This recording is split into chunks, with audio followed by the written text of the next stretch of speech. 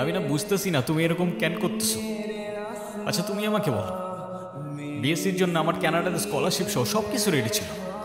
তুমি বললে এখন গেলে নাকি আমি তোমাকে হারাবো, তোমাকে অন্য কোনো ছেলের সাথে বিয়ে দিয়ে দিবে। ওকে ফাইন, আমি সব কিছু ক্যান্সেল করলাম। তারপর তুমি বললা তোমার বাবা বলছে যে বেকার কোনো ছেলের সাথে বিয়ে দিবে না। আমি সব কিছু ছেড়ে আমার বাবার বিজনেসে বসা শুরু করলাম, যেটাই আমার এতটুকু ইন্টারেস্ট ছিল। আমি আমার সব ইচ্ছা ছেড়ে তোমার জন্য পারফেক্ট হওয়ার চেষ্টা করলাম। তারপর কিসের কমতি থেকে গেল যে তুমি আজকে এঙ্গেজমেন্ট রিংটা ফেরত দিয়ে দিচ্ছ? আরে আমাকে কারণটা তো বলো অ্যাটলিস্ট।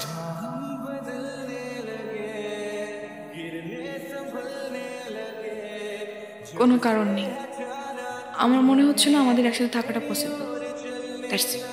That's it?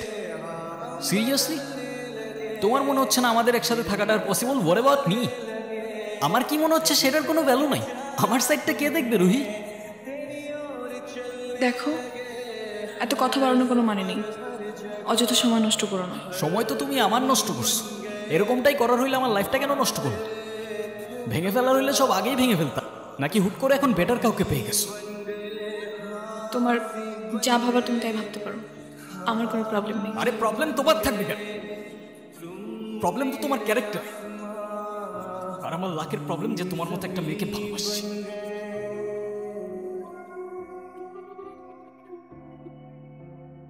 আমরা তোমাকে কিছু জানাতে পারিনি রুহি, আসলে আমাদের কিছু বলতে দেয়নি। এনগেজমেন্টের কিছুদিন পর আমরা জানতে পারি ওর লাং ক্যান্সার। ওর এখন কি অবস্থা? এখন ঘুমাচ্ছে। আপনি একটু এদিকে আসুন, ওর হাতে আর খুব বেশি একটা সময় নেই।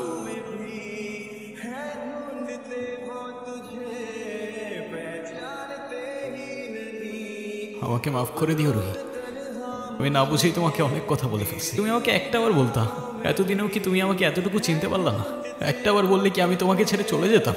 তুমি কেন আমার এরকম একটা জীবনের সঙ্গে তোমার সুন্দর জীবনটা জড়াতে চাও বলো? তুমি ছাড়া আবার কিসের জীবন? আমার জীবনটা তো ততক্ষণই সুন্দর যতক্ষণ সেই জীবনে তুমি আছো।